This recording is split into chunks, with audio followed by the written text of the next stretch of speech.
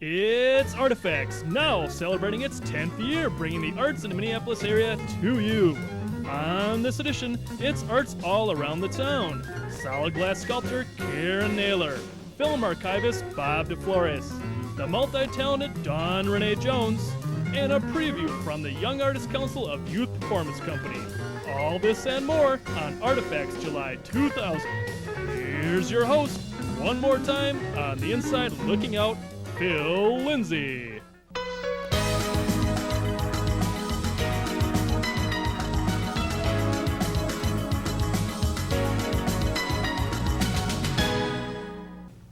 Welcome to the show. I thought I'd start this month with a few words about our point of view and our intention for this program, Artifacts.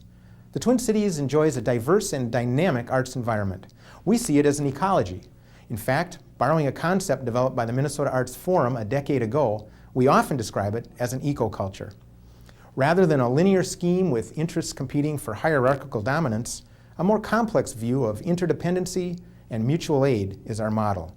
Yes, dialectic change is an element of cultural development, but we also see other rhythms and other forces at play simultaneously. And this point of view informs our production of Artifacts. Nearly 10 years ago, when we took over responsibility for what goes on in front of this camera, our inclination was to showcase the grassroots, the young, the emerging, the artists and organizations, some quite established, that are most engaged with community. Why? Because that's where our attention is most needed. It's also where most of the change begins, in our ecoculture. And on this edition, we'll talk with some interesting people who have a lot of community contact. I'll be back with Karen Naylor right after some enthusiastic definitions of the upcoming Fringe Festival. The Minnesota Fringe Festival is an eclectic, non-juried, 10-day theater festival where performers of the dance, theater,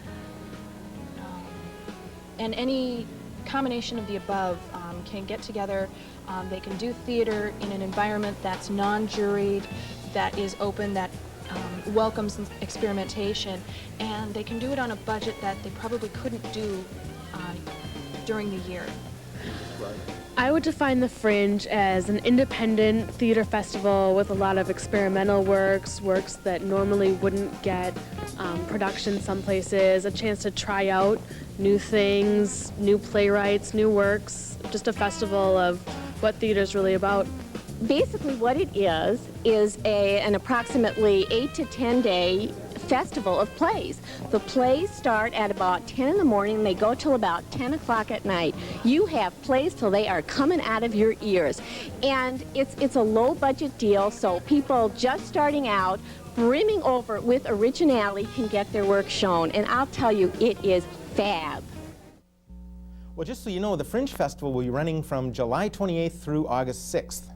And by the way, it's also the season for crafts festivals, and my next guest is a veteran of those. I'd like to welcome glass sculptor Karen Naylor. Great to have you here. Thank you. Good Thanks. to be here. Yeah, and bringing some wonderful stuff we're going to talk about in a moment. It seems like in Minnesota, when you have a cold winter, there isn't a moment in the warm weather that people don't have the desire to get out and do something wonderful. And it seems like there's a great craft festival or community festival just about every weekend. And these are some of the places that you display and sell your work. Is that right? Yes. That's great. I think we should go right into the artwork here that you brought because they're just so compelling. You describe yourself as a solid glass sculptor, and I don't mean to be facetious, but that's as opposed to non-solid? Blown glass. Blown glass? The work I'm doing is done on the end of a 5-foot glass blowing pipe, but I am not blowing any air into the pipe. I'm gathering the glass just like a glass blower does, dipping into a furnace full of molten glass that's at 2,000 degrees. And once I have enough glass on the end of the pipe, I've dipped in 3 or 4 times. Then I take knives and paddles and I start to cut, pull, move that glass around, and it's on the end of a 5-foot blowpipe. So I'm turning the piece, heating it up enough so that it moves around. I'll turn the pipe, pull, turn the pipe, cut, turn the pipe, push with stainless steel knives and paddles that I've made for this. I'm almost hesitant to touch it, but it's beautiful though. Yeah. Obviously this is the male torso. We have a wonderful female torso here as well. And it's all done hot, and that's why I describe it as solid hot work, because a lot of people are blowing air into the pipes, making beautiful vessels, and these are totally solid and all sculpted by hand. Just hold that still for just a second right in front of you. Maybe this one camera can pick it up and get some of the detail. About how much does that weigh? Because it's pretty hefty. I would say 10 pounds. About 10? Yeah.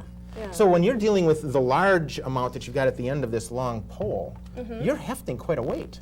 That's right. I'm a big, strong gal. Yeah, you are. And then so the subtlety and some of the detail though has to come nearer the end as you've sort of blocked it. It does come near the end. I get the basic shape, and I keep on working on that throughout the piece. Every time I reheat, I lose a little bit of what I've done because that glass has to stay above, at least 1,200 degrees the entire time that I'm working on it. Otherwise, it would get too cold and fall off the pipe. Yeah.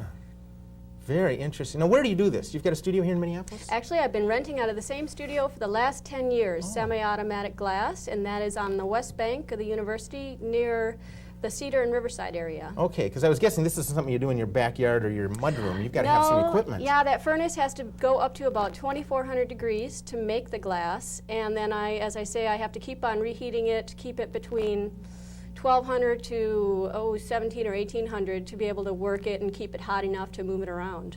I'm looking at your hands. Any injuries? Here, let's not do a close-up. I mean, I used to juggle, and you make a mistake and the ball falls on the ground. Yeah. You make a mistake, and there goes Uncle Ernie's foot. I mean, go ahead and ask me if I get burned. Do you get burned? Well, usually more by men and cooking. I've been to a few bad restaurants myself, but seriously, is this a dangerous thing to do? It is dangerous. I mean, of course, I'm working, there's hot glass all over, people do get burned, but I've been working with glass for 15 years, so it's one of those things. And you wear special things, I'm assuming. You got a few gloves you're wearing? Yes, gloves and protective eyewear for the flames and whatnot. Okay. Well, now these pieces, which are lovely, and again, I'm not sure if our camera can actually capture. I happen to really like the female torso here because of its translucent quality. I can see the imagery of our backdrop right through it. They're both beautiful in their detail. And so they're fairly realistic. It looks like these larger pieces, you're moving into some other areas. You want to describe them? Yes, these are, for me, abstract. And when I say that, when I'm doing an art fair in a booth, I'll say, yes, this is one of my new abstract pieces. And people will come in and say, well, that's a woman. There's hips, shoulders, whatnot. Or this reminds me of an animal. And I guess I'm going to have a hard time leaving the figure completely, and I'll probably always work with it as an artist. But these more abstract shapes let me make bigger works and works that fill different spaces and needs in these smaller pieces. Well, these are also beautiful, but I'm guessing just in scale, they're 3 and 4 times as large and about 3 or 4 times as heavy? Oh, yeah. Oh, yeah. Now, how do you physically work with that much molten glass on the end? I mean, is there some sort of armature or structure that can hold that up? Well, there is, and what I'm doing with these pieces is I'm making them I'm doing the hot work in 4 separate parts. Okay. 1, 2, 3, 4, and this piece 1, 2, 3. Okay. And then I will grind and fit them together once they're cooled down and polish up the tool marks. And then I have a really good 2-part epoxy that I use to join them all together. You know, if I'd been more attentive, I would have seen that these aren't done in a single solitary piece. Well. So that makes sense. It's beautiful. Who buys these sort of things? Who are your customers? All kinds of people do. I'm always amazed when maybe I'll size someone up at a show or something and think, well, I'll tell them how it's done, but I know they're not going to go and buy a big piece or something. It's really a variety of people. I have to say the bigger pieces need a bigger space. So definitely the bigger pieces are going into some of the bigger homes. And corporate?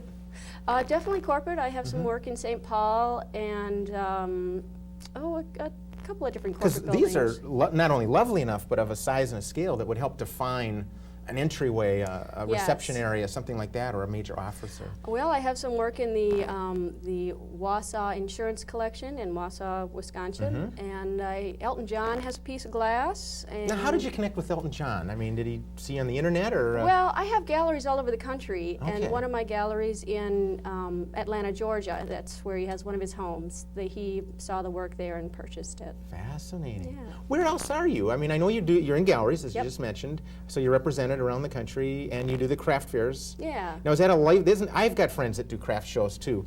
Is it kind of a lifestyle? I mean, are you following the sun, and are you out there doing 10 or 20 of these a year? Or? I would say about 15 or less. Okay. And I do have galleries, like in town. I work with Art Resources Gallery in St. Paul, and they also have a gallery in Edina at the Galleria. Right. And so it's a combination of working with galleries and doing the art fairs and people just seeing me here and there and connecting. And they can get to you directly, I suppose. Yes, I mean, they yeah. can make a call. But I do have a website. Yeah. And Oh, you do? Okay. yeah. Well, that's great. Favorite shows? Where do you like to work? Where do you like to show your work? Craft festivals or the like? Let's see. I was just down in New Orleans at Jazz Fest. Oh, how and, fun. Oh, I love New Orleans. I can't think of a city I'd rather play in for 10 days. Yeah. And that was a good show. And I just did the St. Catherine's show. Right, that's here always in around, St. what, Paul. Father's Day It was weekend? just last weekend, actually, Okay. 3 days ago. Okay. And that was a good, fun show, beautiful setting, right on the college of... Isn't it also considered one of the best in the country? I mean, right up there with the it is one of the top craft shows, festivals? yeah. That's neat. Where do you get materials? We buy our raw glass from a company in Spruce Pine, North Carolina, and it comes in 50-pound bags. It looks like white dog food before we put it in the furnace, and then we turn that furnace up to 2,400 degrees, and it melts it down into glass the consistency of honey. Really? Wonderful. And I noticed a certain, and I read this in an article too, so it's not an entirely original thought, but a certain sensualness to the form and that. What informs you when you're deciding to make an abstract figure? What's going on in your mind when you're thinking, I want this kind of a form or a shape or whatever? I have to say I've been working with glass for 15 years, and I'm sure that I'm influenced by the sensuous nature of glass. Right. The fact that it flows and the stunning brilliance. So that does work into my drawings. It's not purely shapes that I want to make, but it's shapes made of glass and with the nature of glass that I'm after. And you start with some concept. It sounds like you have some drawings, you have sort of Yes. a direction you're aiming for, and then you find some shape in the molten glass as it comes. Yeah, I want to be more open these days to going with the flow rather than saying, oh, that shape didn't work out the way I wanted to. Because I find that when the world comes in and influences my art, I hate to say it, it's generally more interesting than my own tight little ideas. You know, when I could take those blinders off and say, well, maybe these two pieces should go together, or maybe I should have a gold piece in there that wasn't part of the design. I'm trying to be a little more receptive to what happens rather than my tight plan. Go with the flow. Yeah. How does the color get in there? Well, the glass that's in the furnace is all clear. And I'm rolling my clear glass in powdered colored glass. So I'll lay tiny chunks of colored glass out on a steel table. And with a piece like this, I don't know if the camera picks it up, but you and I can see the little flecks of right glass. in the lower part of the legs here. Yeah. Let's hold it for an extra second. Maybe they can find that. Okay. And when I'm rolling that clear glass in the powdered colored glass, it's hot enough to pick up a layer of color. So it's clear on the inside, a layer of color, and then I dip it back into the clear and get a clear layer on the outside, and then I start my shaping and cutting. So when I put the Fascinating. color on, it's more of a round form. So a cross section would be kind of an interesting thing to look at as well. Yeah, I actually have some pieces called slices. I just didn't bring one of everything. I Oh, thought sure. that'd be a Well, little thank greedy. you for bringing all of this. It's quite the effort right there. So you've got the molten 1,200 to 2,400 degrees. It's coming out. You know where you're going. How often does it just not work? That aren't things slides off, or it just... Oh, never So anymore. Not with the professional. I understand that. No, it's. But I can't. I mean, everybody drops something Sure. somewhere. I do sometime. too. I do too. I have a lot of glass that I can't.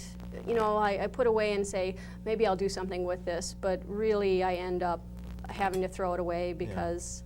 It's temperamental. It's glass must be female, I guess. It just it'll just say no sometimes. I've got a cousin you should meet. He's a little temperamental too. Yeah. But can you then throw that back in and melt it down again? No, not if it has that color That's a on done it. deal. Yeah, it has to. The clear tank has to stay clear. Okay. And throwing color in that tank will stain it, and then. Oh, okay. So for birthdays and things, you know, relatives, shirt tail relatives, maybe. This is one of my favorites. It's a piece you didn't necessarily really Yeah, care well, about. you know, I was saying that I only have 4 relatives in the U.S., so I'm not shipping any of these to Yeah. Australia or England. Yeah. Shipping's a big deal.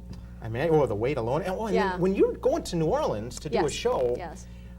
probably a stupid question, but I mean, how do you take, these are fragile.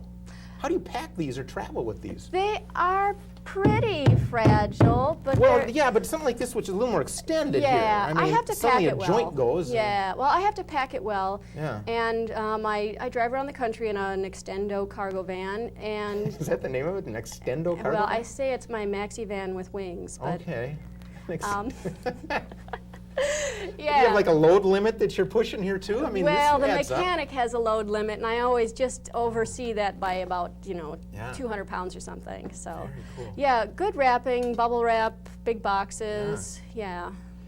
We've got just a minute left, and I just wanted to ask you maybe one or two more quick questions. Is the field that you work in specifically, I'm not talking about the whole craft field, but solid glass sculpture, is that a big field hereabouts? Are there a lot of people doing this sort of thing? Not so many doing the solid, but certainly there is a large glass blowing community, and that's kind of where I see myself. This is just too specialized to Okay. say, that there are only 100 of us in the U.S. or Right. something, but there are thousands of glass blowers, and we're all using the same furnaces or variations of the furnace and blowpipes. Well, it's wonderful work. Karen, I want to thank you for bringing the work and coming and sharing part of your background with us. All right, well, thank you. Nice to have you here. Nice to meet you.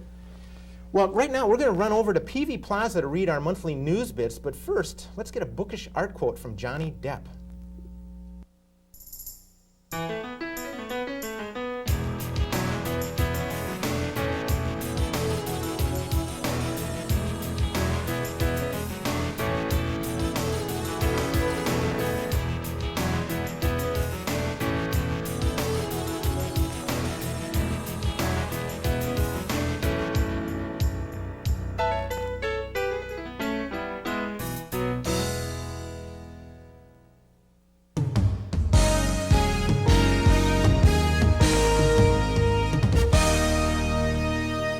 Well, we're here at PV Plaza next to Orchestra Hall, where every Thursday evening from 5 to 8, they put on a wonderful Alive After 5 concert. Stop on down.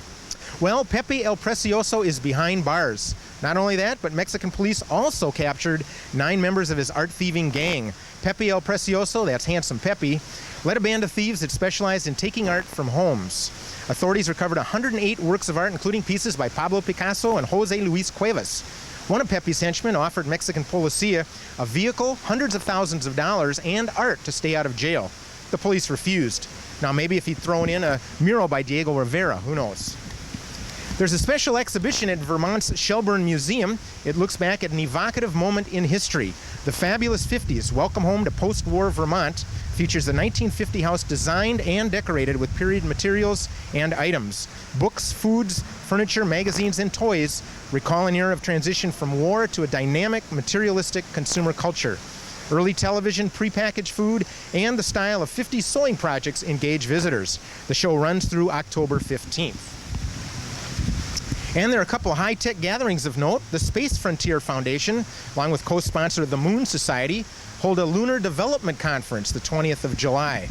Architects, engineers, educators, and others interested in lunar enterprise will exchange information about returning to the moon and establishing a permanent settlement. More information is available. Call 1-800-78-SPACE. The gathering is going to be held in Las Vegas, which isn't far from Area 51. And the International Computer Graphics and Interactive Products Forum, SIGGRAPH, opens July 23rd in New Orleans. Animators, artists, engineers, scientists, and web developers will check out the latest gee-whiz advances. Also on the premises for the annual event, an art gallery and computer animation. SIGGRAPH was in Minneapolis in the mid-'80s. Maybe it's about time for them to return. And finally, a couple of staff appointments at the Minnesota State Arts Board. Denise Sanders is the new Arts and Education Program Assistant with responsibility for a $500,000 grant process supporting schools and arts organizations. Sanders, an artist specializing in printmaking, taught at the Minneapolis College of Art and Design and at St. Cloud State University. She founded and ran for 10 years Below the Surface Atelier. That's a printmaking studio that was in the Minneapolis Warehouse District. And Ruth Wyckoff-Jones now heads the Arts Board's Percent for Art program.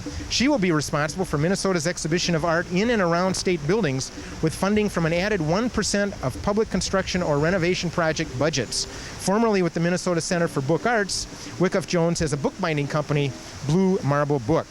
I'll be back with my next guest right after this. I have a bright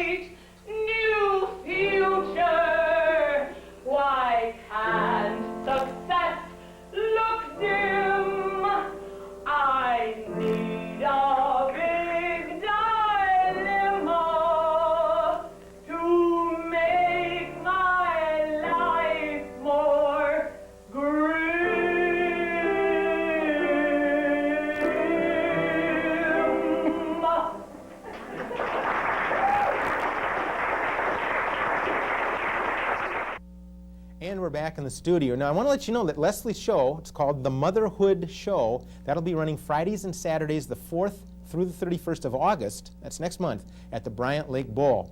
Now, I'm excited, and I would like you to help welcome back to our show this evening, film archivist and historian Bob DeFlores. Nice to have you back, Bob. Thanks for joining us.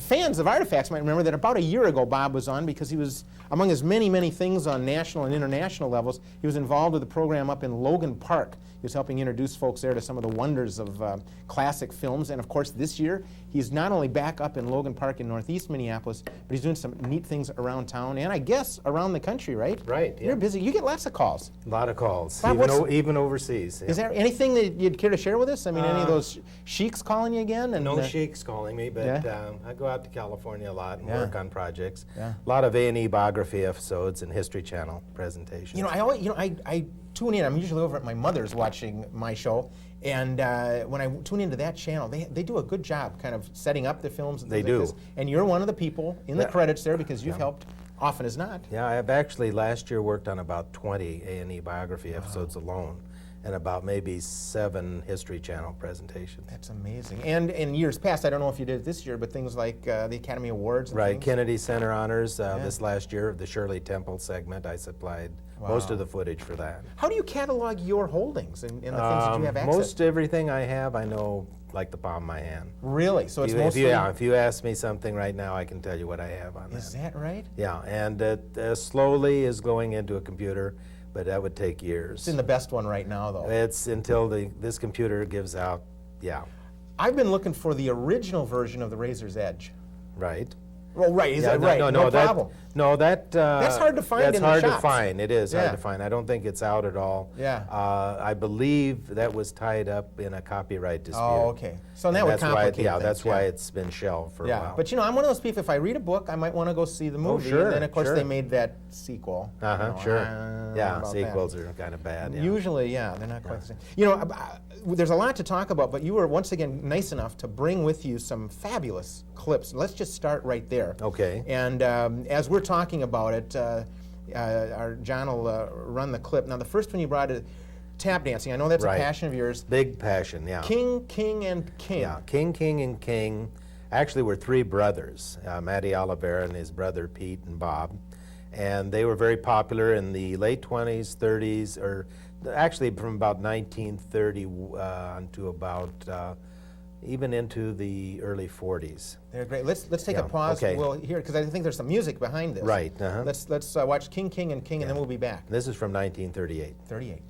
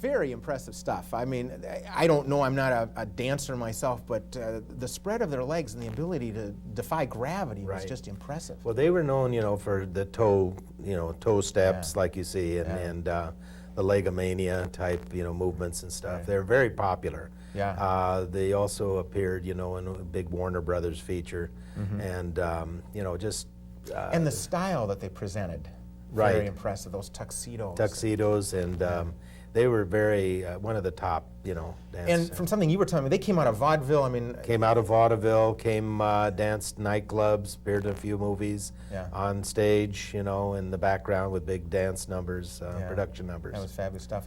The next clip we're going to take a look at, this guy blows an awesome note. I'm just astounded. I hadn't seen this clip, probably goes without saying. This is one of the rare clips of Sidney Bechet. Sidney Bechet was one of the great soprano sax players from New Orleans and moved to Europe and just lived there all his life. And this was filmed in Paris in 1953 at a concert, and he was just worshipped in Europe. And one of the neat things about the clip you brought, it for our viewers, there's a fellow, as he's holding this note, there's a fellow right next to him taking a photograph. Right, yeah, of his the French document. people just went, Yeah. you know, crazy over Sidney Bechet. Well, let's, I'll say give a look, but also give a listen to Sidney Bechet.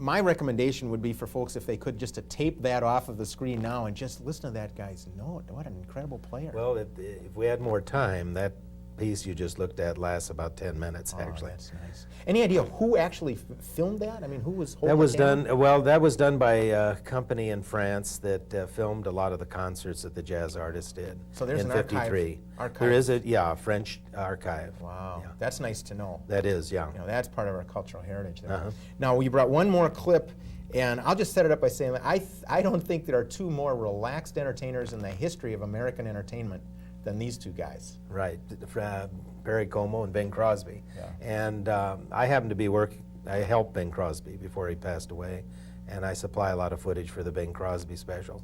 This one's very special to me because it's Bing and Perry together, and of course Perry acknowledges Bing as being the influence of getting him into singing, because when he was a barber, he used to listen to Bing Crosby, and that led him into a career of singing. So to see them both on the show, side by side, singing different numbers, back to back, is really a treat. This is from the Kraft Music Hall in 1960. All right, folks, pay attention to this. This is great. In a mountain greenery where God paints the scenery, just two lazy people together. We could find no cleaner retreat from life's machinery. Bless our mountain greenery home. Every time you're near a rose, aren't you glad you got a nose? And if the dawn is fresh with dew, aren't you glad you're you? When a meadowlark appears, aren't you glad that you got big ears? I got 'em. And if the heart is singing too, aren't you glad you're you? You can see a summer sky, or touch a friendly hand, or eat an apple pie. Pardon the grammar, but ain't that grand. But when you wake up each morn, aren't you glad that you were born? Just think of what you got the whole day through. Aren't you glad you're you? Those two guys are unflappable. I think, you know, a big bird could have fallen out of the sky and they Right. would have just kept going. Nothing could have That's incredible. shaken them up. And one of the things I've always liked about Perry is they named a lake after him over in St. Paul. I thought that was yeah, kind of Como sweet. Park, Yeah, yeah. that's right. That's good. Yeah. Well, thanks so much. That's always a treat to see those. And I don't know if those particular pieces, but things like that are part of what you'll be taking around town to a couple of Right. venues coming up. Right. Actually, if I can mention a few of those. Please that's, do, yeah. July the 15th, I'll be at the Heights Theater at 3951 Central, Saturday night at 7 o'clock. Admission is $8, but there's a silent movie night with Harold Lloyd, Buster Keaton, comedy shorts, Laurel and Hardy, and then following that, for the same price of the admission, you'll get to see the newly restored print of Sunset Boulevard Oh, with Gloria incredible. Swanson.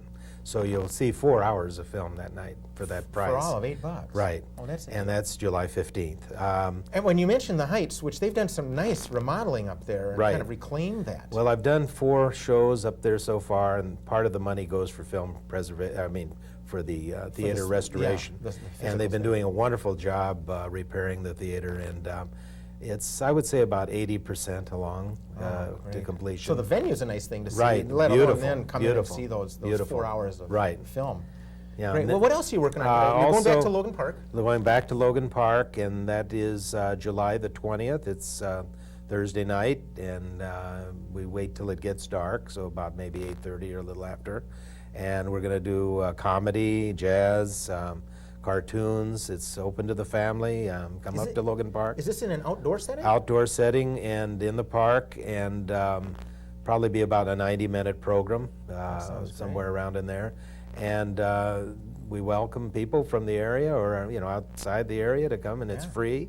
And you're See a kind of free helping movie. build a community up there, if you Right, will, to right. know and appreciate classic film. Right.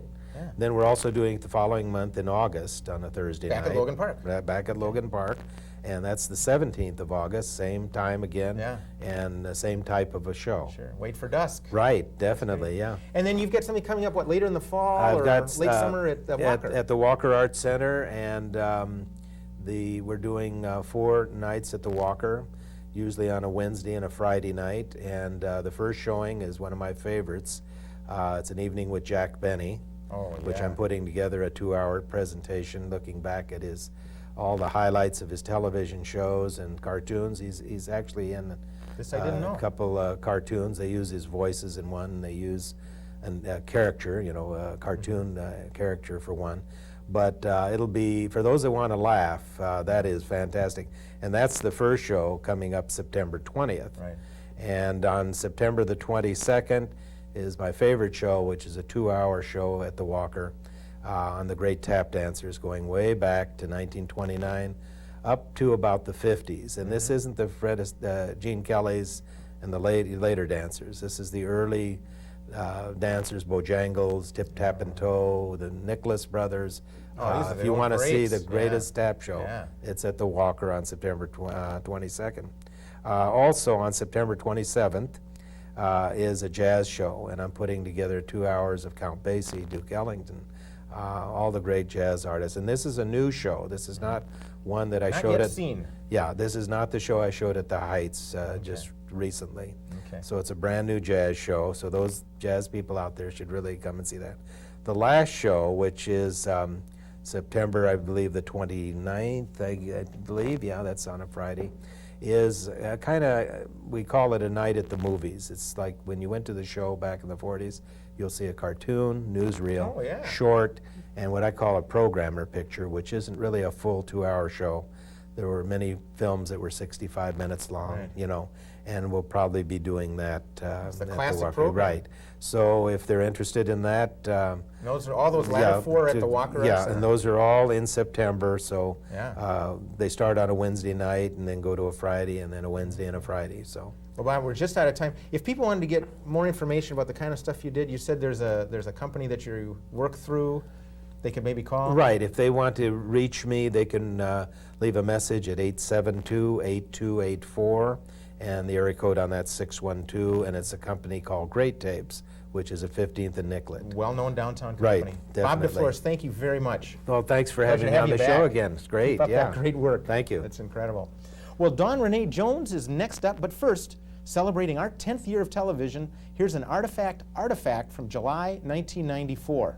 Magical Mystical Michael. Stay tuned. I'll show you one of my little close things, if I could do it. I'm going to do something with some coins, since everybody knows about coins. And these are actually older coins. These are all from the 1945s. They're walking liberties. From the 1945s, you say? From 1945, yeah. This is when our country invested in our country. What a concept. Huh? Wow. I don't think I'm old enough to remember that. Well, I'm not, No, but neither are you. I remember the silver coins in my Yeah. life, though. In the 60s, it's kind of, 64 was the last year of silver quarters. Yeah. So you know that, a little All right. nostalgia. Hey, a little warm-up to get the coin warmed up. Watch this. This is just close stuff. Hang on.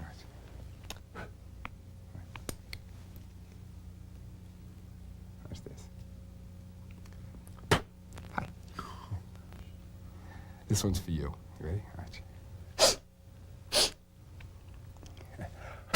Oh, I lied. It was for me. Yeah, that's great. I want to show you something else now. Here's a little cup. You can check it out. It's my Uncle Louis. I think his fingerprints are on there. May he rest in peace. Uncle Louis at night used to soak his eyeball. Here? Yeah, we used to shake it around and go, here's looking at you, Louis. One day it fell out in an olive bowl. Boy, was it tough finding the right olive. So what I'm going to do, I'm going to use 4. You had to think about that one. I did. I'm going to use 4 coins. I'm going to use Uncle Louis' cup. Watch this. Watch this. Yeah. You didn't check the bottom out. Well, that's amazing. Hey, you got 1, 2, 3 left. You gotta watch this. Watch this. Behind my back. That was a rib shot. Yeah. Whoa. Rib shot. Okay, now I got 2 coins left. I'm gonna put 1 coin here, another coin here. Now watch this. This is going up my sleeve. Watch. Goes up my sleeve. Watch this. Goes up to my shoulder. Yeah. If I miss my shoulder, it falls down my back into my sneaker. Watch the mic cord now. I know. I'm not wearing underwear. That's all why. right. Now watch. Down, and then in. Oh, wait. Sorry. It got stuck on my watch. I hate when that happens. Yeah. You know, I did go out and I bought a bandless watch. A Just for that- bandless watch? Just for that effect. It made the trick really smooth. Nice. I lost the watch. Oh, yeah. Go figure. The last coin's real different now. Last coin goes on top of my head. Gotta watch. Watch this. Okay. Where's that cup? Let's see if I can do this. There's all 4 of them. Here. Hey, nice shooting, Phil. I felt the weight, and suddenly they were going into the cup. See That's that? great. Anyone can do it. And that's real money. That's real money. That's great. You could actually. Welcome back. You are viewing Artifacts. I'm Phill Lindsay, your host, and that was a fantastic piece by Michael. He was in town for the Fringe Festival that year back in 1994. But as they say, that was then and this is now. We've got an old friend with a new enterprise here, Dawn Renee Jones. So glad to have you on the show. Hi, Phil. Good to see you. It's nice to have you here. Why don't you sit and we'll get going with this interview.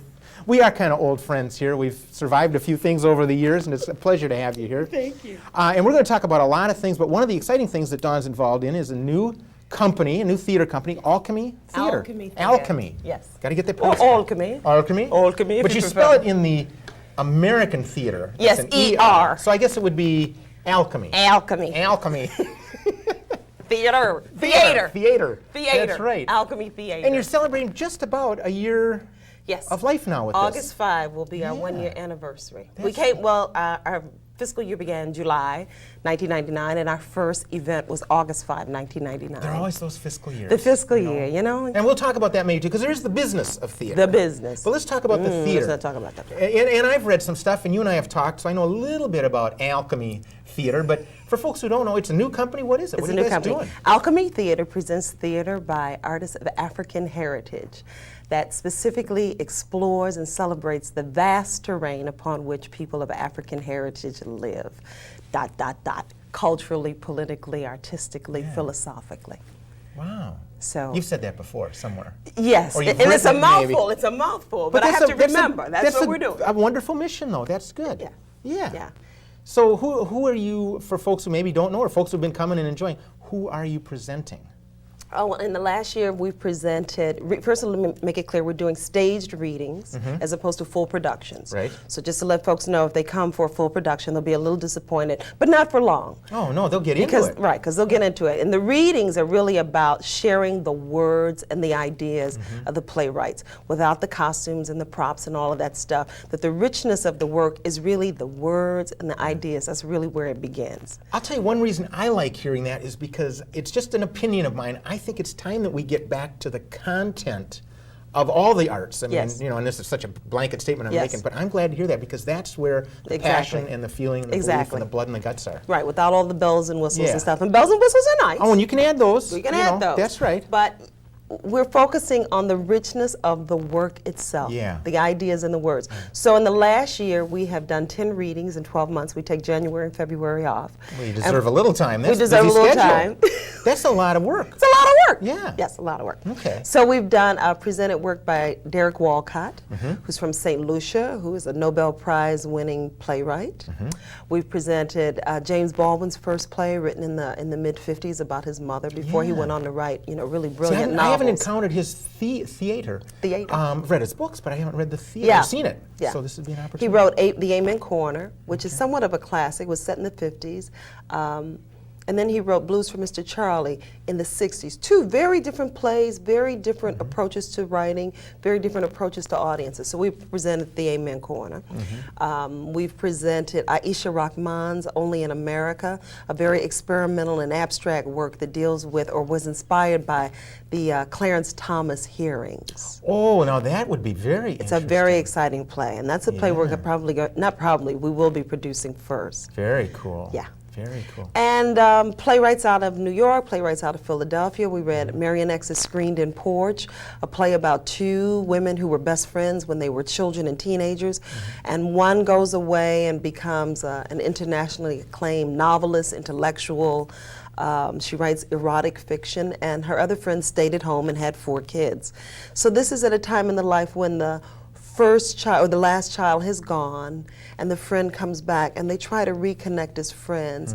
And there's a lot of resentment, and there's a lot of love between them. So it's an interesting play about women in their 40s, which we don't, us women in our 40s, don't get to do roles that are really about us and not just as appendages to husbands and boyfriends and children. Good for you. So yeah, it was really well received play. Women really liked the play. The two women in their 40s were just trying to deal with their lives and their relationship with each other. You just gave me an opening here because you mentioned age and coming back, and I know now that you're sitting here with me with your new project. I got to remind folks that you were one of our earliest guests on Artifacts. I think within the first year we were doing this about. We've got a clip from '92. You were sitting with some other wise heads talking about, I think it was arts in the media, I think was the topic. Yeah. And I'm going to ask if John maybe can call this up right now, just for a little glimpse here of Dawn Renee Jones, and we'll let everybody guess who then and now. So here's Dawn, and you'll see a guy that looks something like me in there too. I find it curious that the things that are happening in the arts that are really exciting, that will make a difference in terms of the longevity and sustenance of the arts, are not getting general media coverage. The fact that 2 NEA panels walked out last week, 2 separate panels, just said the pressures being put on them by the new head of NEA were unbearable, they were not going to be puppets, that they didn't feel that they could really do their jobs. I mean, this is really important. This has never happened before in the arts. Was it on the 10 o'clock news? Was it on Live at 5? So the media is not covering this. I don't know why they're not covering it, but somehow they're not getting it, that there's significance here. Well, anyhow, that was a nice little piece of time travel right there. It was, you look good then, you look good now. Oh, thank so you, thank you. I bless wish your I knew heart. where those earrings were. That's right. Actually, I think they fell in the corner right here. Things don't change a lot in the studio. So. No. One of the things, in first talking with you about Alchemy Theater, you're performing it mostly, I think maybe you go to a couple of other places, but you've been in a very interesting place, and you were telling me that place is important for building community. Yes. You want to talk a little bit about that? Sure. We've been doing our readings at Exodus Community Development Company, which is located on the corner of 37th and Chicago. And Exodus, I think, has been in the building about 3 years, and before that it was the Boys and Girls Club for many years. The late lamented Boys and Girls Club for many years. And before that, it was originally a funeral home. Oh boy, because I used to live a couple blocks away, and when you said that, now I remember. You remember when it was the funeral Wieland or home? Quist or something? I don't remember what it was. It's before my time. Yeah, well, I was amongst the Walking Dead around then. Interesting, yeah. So you've got that as a venue. So now. it's a venue that the community is familiar with, has history with, and they're very comfortable coming to. So we've been doing the readings there. The readings take place in what was the viewing room for the deceased. Oh, very presentational. Exactly, which was a room that was, designed and constructed to hold 100 people comfortably, with everybody having a good view of the body. Yeah. So we've been doing the readings there. Open readings. Open readings. Open casket.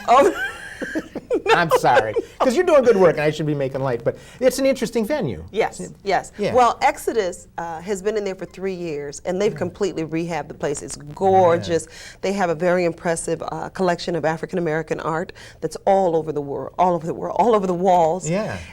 The room is bright and yellow and airy, and it's just Sounds nice, comfortable, yeah. It's a very nice space. We have a hard time getting people out the building. And how nice that they, as an entity, are so supportive. I mean, Well, there's a partnership right there. Exactly. As a community development company, they understand that the arts contributes to the vitality of community. So they've made it very easy for us to be there. And this goes back to something we were talking about a few minutes ago, and that is this connection, artist, performer, director, audience. It's community. Oh, you're talking about. definitely, Yeah. definitely. When I teach theater, and I have taught theater over the years at various institutions, McAllister College, I'm doing a program this summer at Metro State. I've taught in high schools. But I always like to include, when I talk about the elements of theater, that audience is an element of theater. If you don't have an audience, you're just kind of hanging out in the living room talking to yourself. Well, that's right. You put that wall up there, you could be anywhere. Exactly. Yeah. Or more often nowhere. Nowhere. So audience is very important for us in designing our programming and really thinking through where the community is, what the community interests are. I'll tell you, the reading series is also very helpful for us in the planning and development of this new entity, because the readings make it possible for us to get immediate feedback from the community about the plays.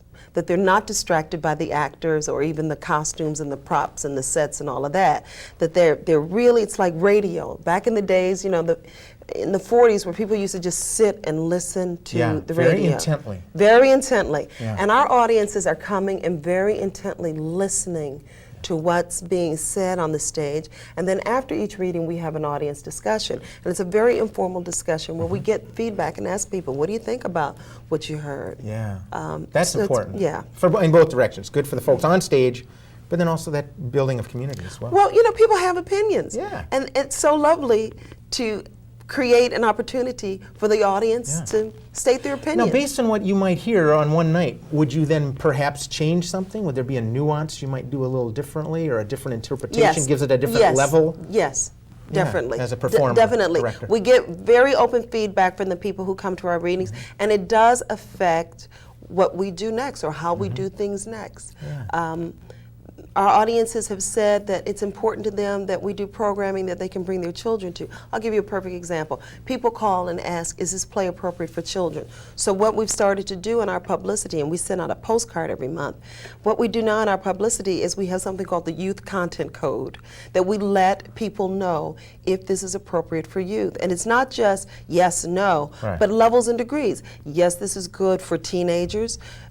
This is adult language, adult subject matter. You use your discretion whether you want your teenagers to come. And they can exercise some judgment. And they can exercise some judgment. Or we'll say it's adult content, but not adult language. I'm real concerned about making it possible for young people to come to the theater, to start having a theater experience. So these readings are really a very low risk, kind of easy entry. They're free, there's no money involved. Well, it's in the neighborhood, there's folks you know. Come on down. Come on down, come hang out. Yeah. So we had some teenagers, we had 4 young people who were between 12 and 16 at our reading in June. And I spent the whole reading watching them. Because I'm curious, I'm interested in knowing how they're responding to what we're doing. And it was an adult play. Right. But they got it. There was stuff that went over their head they didn't get it, but there was a lot of stuff. But it gives something to reach for, too. They can get it next time. We've got just a minute left, and I know you've got a neat thing coming up about the middle of this month. Yes, yes. July 12th, Alchemy Theater will be doing a staged reading of On Strivers Row, a play written by Abram Hill in the 1930s. And Abram Hill was one of the writers involved in the WPA Federal Theater Project. The movie Cradle Will Rock talks about that project. Well, there were these black theater units in the WPA or in the Federal Theater Project all over America, and Abram Hill was one of those writers in Harlem who was commissioned to write plays, and so that's whose play we're doing. Okay, and it's a comedy. It's a comedy, it's Fun. a stitch, it's a satire on class and wannabes. And July 12th, 7 p.m.? July 12th, 7 p.m., At- Nicollet Island Amphitheater. Bring your lawn chairs. chair and your mosquito repellent and a sandwich And be ready to laugh. hang out and have a good time. Don Renee, pleasure. Good to see you, Nice Phil. to see you. Thanks for Thanks. inviting me. Well, speaking of theater, the Youth Performing Company's annual Young Artists Council production is coming up. Here's a preview. A. Stare decisis. Somebody else. B. Res judicata. What's she saying? Maybe she's foreign. C. Res ipsa loquitur. Or maybe she's speaking some ancient dead language like Sanskrit. D. A and C only. E. None of the above. What does she want? I don't know. It's all right. Shh, we're not supposed to be talking. Excuse me, but This is supposed to be the honor system. Look here. What do you think you're doing? Sit down and be quiet. This one's wacko. We're going to get kicked out of here if anyone catches us talking during a final. You don't understand. You don't understand. I have to ace this exam or it's goodbye law school. Well, then goodbye to law school. What the? And welcome to the room. But I was just doing... The same thing happened to all of us. But we've all come from different places and wound up here, but nobody seems to know how or why. You'll have to excuse me. I must be getting back. Oh, well, have a nice day. I don't suppose any of you could tell me where the door is. There isn't one. There aren't any windows either. There's no way out. Of course. Now I understand. You do? It's a dream. What?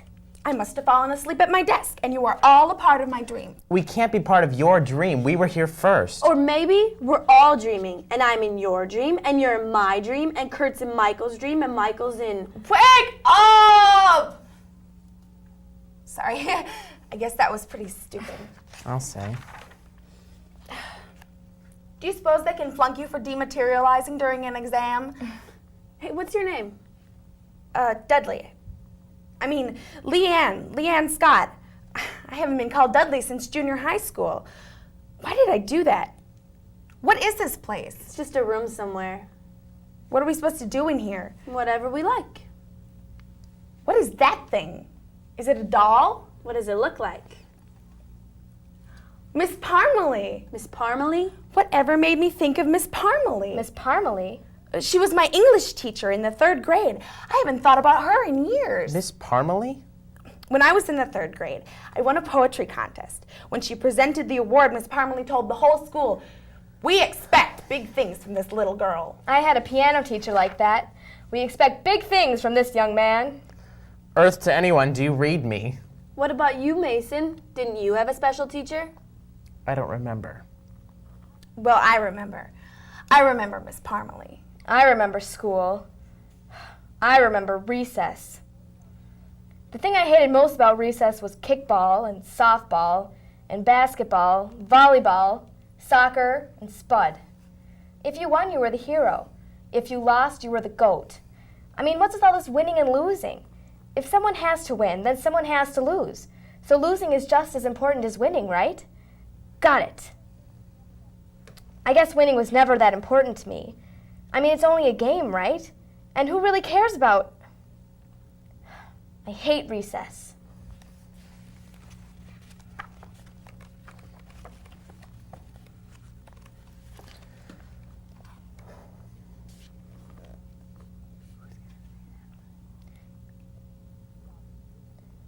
Stop it. This isn't getting us anywhere. If we don't figure out a way to work together, we're going to be stuck in here for the rest of our lives. No. Sometimes people get out. What people? The ones who got out. Where? Here. When? Before. There were people before us? Why didn't you tell us? You didn't ask. What kind of people? Spies, explorers. You know what I think? I think you're all part of this. I think there's something you're not telling us. Me?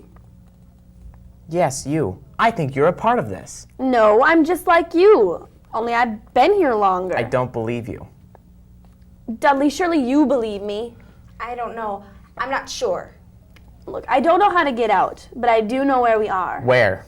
We're underneath a crack in the world. We're somewhere where little pieces of time get lost. Now cut the double talk and tell us how to get out of here. Leave her alone. She can't tell us. Oh yeah? Then who can? Nobody. We have to find it ourselves. Well, thank you very much. Nice reading. Thank you. Now, I'm standing here with some members of this performing company and the director. Now, you were reading somebody else's role. Yes, I was reading the role of Michael. That's right. And this is Anna Moschette, and you're directing. Can you tell us, first of all, who the other people are here? This is John Beach, and he's playing Mason. This is Shannon Tesser, and she will be Kat.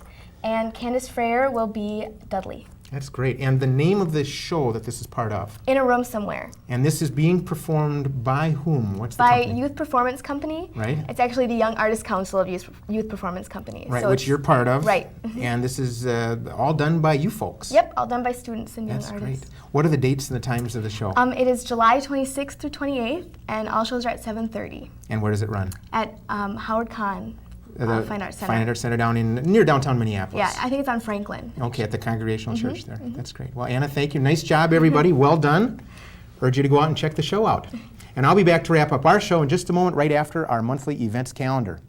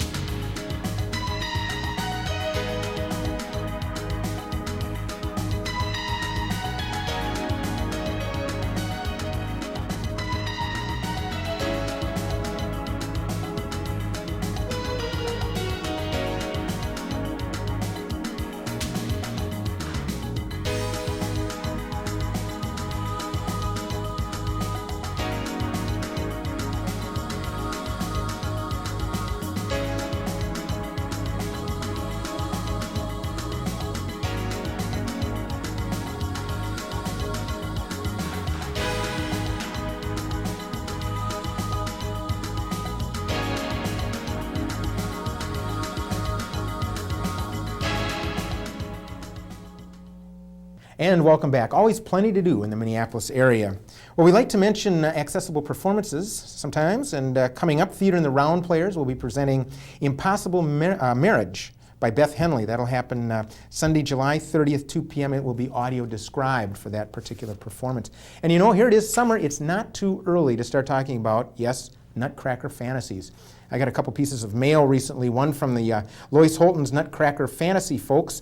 As you maybe know, that venerable company puts on that local classic, and it's accompanied by an orchestra conducted by Philip Brunel, and that runs at the historic Orpheum Theater downtown. And they've got a couple student matinees they wanted people to know about, December 19th and the 20th. But not to be forgotten, the 9th annual City Children's Nutcracker will be happening around the same time, the holiday season, November 30th and December 1st.